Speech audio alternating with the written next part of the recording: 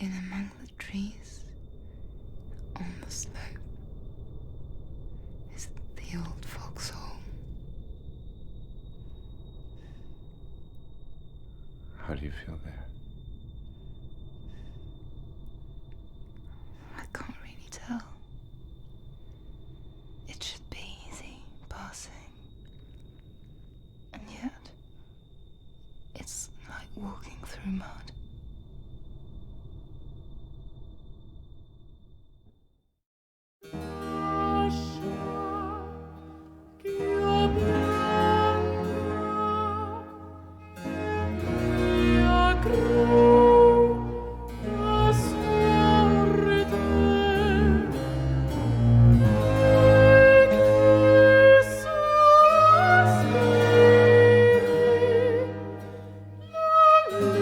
Lars von Trier's 2009 controversial cult classic, Antichrist, is a confusing movie, and not just because of the layers upon layers of philosophical and mythological subtext. If you're like me, you may be confused as to why the film dons its title of Antichrist. After all, it's about a couple grieving while staying in a cabin in the woods, and while it understandably is the perfect setup for a horror film, its lack of apocalyptic imagery makes its title confusing. And to that I would say, don't let von Trier fool you. The lack of hellspawn does not make this film any less evil.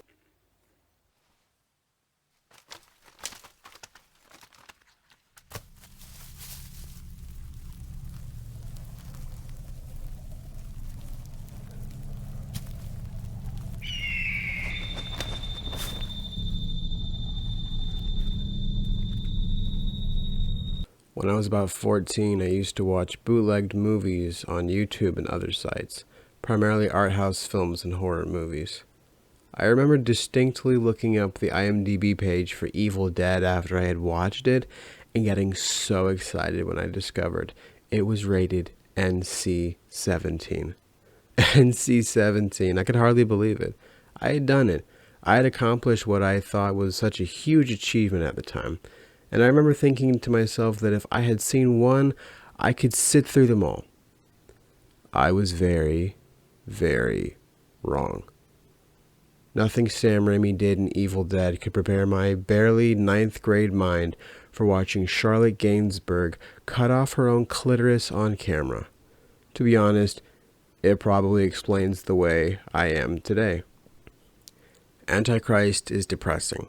It's bleak. It's dark and dreary. The traumatized grieving brought by Charlotte Gainsbourg's she character is juxtaposed by the cold arrogance of Defoe's he character, a duo that tumble and fall into the forest around them and the trees dripping black with evil desires. I mean, any film that starts off with a scene of simultaneous unsimulated sex and child death is a film not to take lightly. After the death of their child, the chapters of the film open up, and we see the stops along the way to the hellish conclusion we know awaits them. Each chapter taking on one of the three beggars: grief, despair, and pain. Each beggar being represented by a disturbed and demonic twist of nature. If there were to be only one theme in this film, it would be grief. Hell, the whole film is built around grief, suffering, and death. Without it, Antichrist wouldn't exist. After the death of their child, she passes out of the funeral and is diagnosed with atypical grief symptoms. This is where the first beggar comes into play, making a brief appearance as a deer with a stillborn fawn hanging out of her. Running from the sight of Defoe, the beggar represents the fear and uncomfortable reality of not only grief, but of childbirth and of motherhood. Some might even draw lines to the curse of femininity, but we might get into that later. As she struggles with her already very difficult emotions, he doesn't make it any easier. Throughout the film, we get a very real sense that he is the embodiment of control. He is also an embodiment of Lars von Trier's fear of women's sexuality and of nature, and you can tell because of his horrible misunderstanding of them both. Men have a tendency to do more harm than they realize, even without doing anything.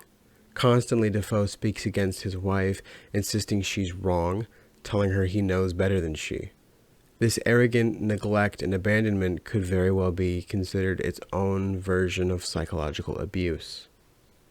There's a scene where he forces her to flush her medication, and even though he isn't a real doctor, he is constantly insulting the doctors that care for her. His actions never seem to be out of love or understanding, and his presence reeks of masculine meddling. He takes her from the hospital to undergo therapy with him, but at one point he refuses to let her continue her therapy if she doesn't listen to him. Even more so after her exposure therapy is over and her grief is cured, he gets upset. He does not rejoice in the health of his wife. He mourns the loss of his patient, someone who is now independent and no longer relies on him. He no longer has control over her. I'm fine.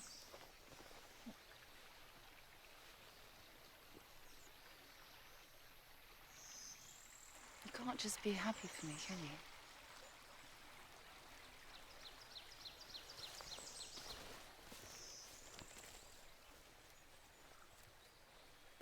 This freedom she now has leads directly into the second beggar, pain.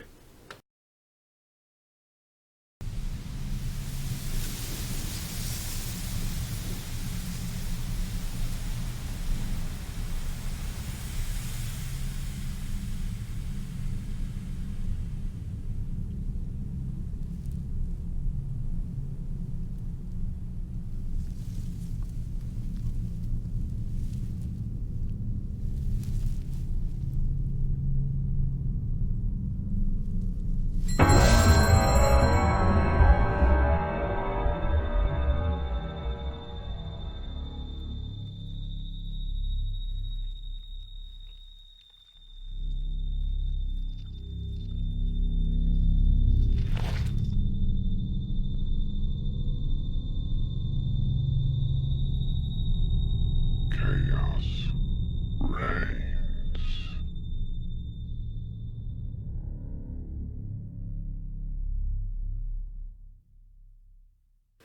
Many would see the graphic sex, violent themes, and perversions of nature happening in a place named Eden and see that as blasphemous already, but von Trier has no interest in what outsiders may see. Antichrist is about the depths you can only feel and understand. Just under an hour into the film, Gainsbourg declares, "Nature is the church of Satan," a statement that would definitely come out of the writings of everyone's favorite incel edgelord, Lars von Trier. But the thing is, he's right. Anton LaVey, founder of the Church of Satan, once famously said, "There is a beast in man that must be exorcised, not exorcised." And even though he too is a cringy edgelord, his statement holds up with von Trier's. Nature is satanic. But to better understand that statement, let's discuss what defines something as satanic. Satanic. Adjective. Merriam-Webster defines it as of, related to, or characteristic of Satan or Satanism. Merriam-Webster also defines it as characterized by extreme cruelty or viciousness. Satanism as a religion is merely a practice of one's self. It is traditionally atheistic and follows a loose set of ideals that allow for strong and positive growth towards individuality. While it might not include goat murder and acid orgies, it is about understanding humans as merely animals who should strive for indulgence, not abstinence. Even though we as humans have censored the malevolent realities of nature and swapped the imagery for benevolent, bohemian vegans who hike beneath sunsets, it is still existent within ourselves and within our ecosystems. This cruel, vicious existence is a messy splotch of birth, death, reproduction, consumption, destruction, creation, and cunning violence. Is nature evil? No. Don't mistake what the film is trying to say. The self-mutilating fox, the stillborn deer, the slow death of the baby bird, these things are not evil. They are real. They are natural. Along with Defoe's masculine taste for control, Gainsbourg plays with chaos. Towards the end of the film, the couple make one last terrifying attempt at a therapy session by role-playing. Defoe plays nature. She plays someone who is afraid. And the issue right out of the gate is he isn't nature. His decisions are all thought-provoked. Every step he takes is carefully calculated with his own ego and arrogance. Nature is wild and unpredictable. Here, I'll let the scene play out. I'd like to do one more exercise. It's like role-playing. My role is all the thoughts that provoke your fear. Yours is rational thinking.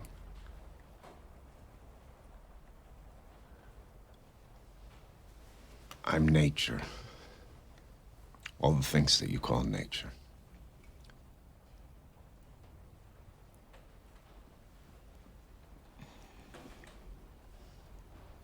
Okay, Mr. Nature. What do you want? To hurt you as much as I can.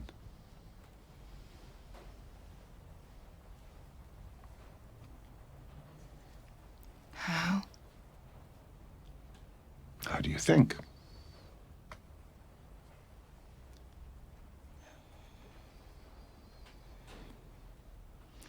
By frightening me? By killing you. Nature can't harm me. You're just all the greenery outside. No, I'm more than that. I don't understand. I'm outside, but also within. I'm nature of all human beings. Oh, that kind of nature.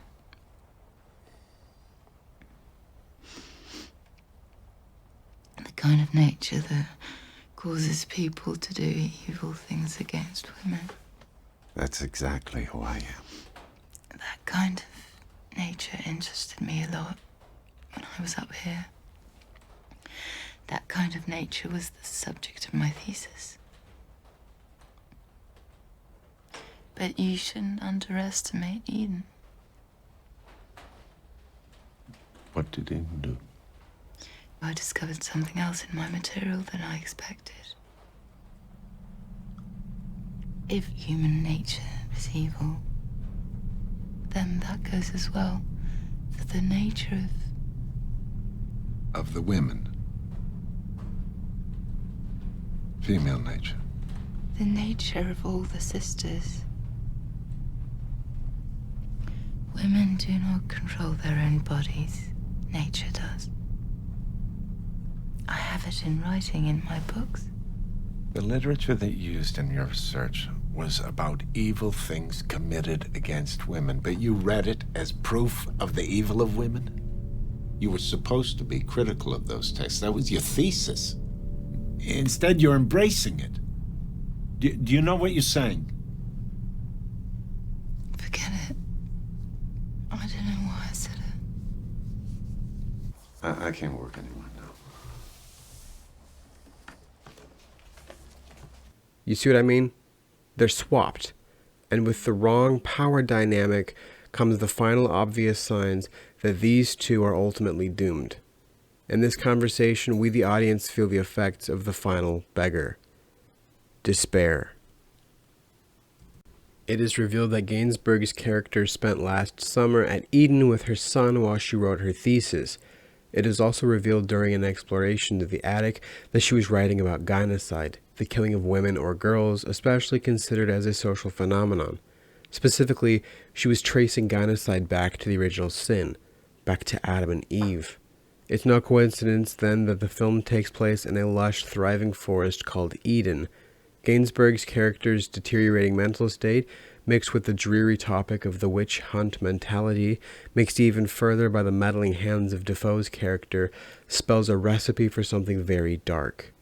Especially because she seems to have accidentally inherited the victimology of her research, taking all the burdens of all the women upon her shoulders. Women are by nature instruments of Satan. By nature carnal, a structural defect rooted in the original sin. That is a quote by Heinrich Kramer, a Catholic who wrote The Hammer of the Witches in 1485, and even though it was written out of a hateful mindset, it ties into what I was saying about pain. Maybe women are satanic, but why would that be a bad thing? When you put Defoe next to Gainsbourg, you see her as the one to side with, and yet she is the one who is considered defective? She is the one who was spited. Full of grief? Yes. Full of pain? Yes. Full of despair? Yes. But certainly not defective.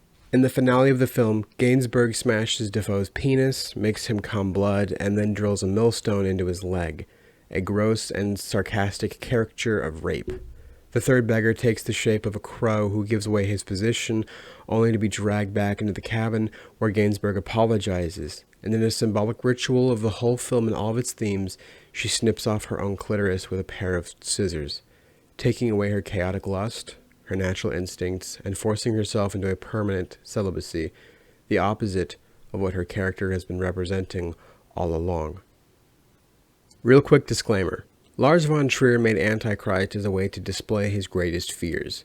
His fear of nature and his fear of women's sexuality, and while both of those are very rational and understandable things to fear, his problematic history as a filmmaker takes away a lot of what he is trying to say.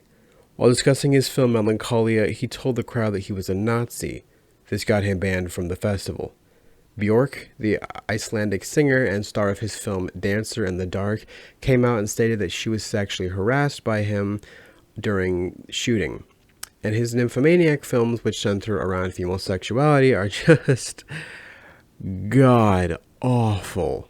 So needless to say, he has this thing where he makes himself a huge pretentious incel, and that's why I feel really weird trying to pass this off as a female empowering film. On the one hand, it is in its own bleak way, but on the other hand, he has his female character go insane and has his male character murder her at the end of the film.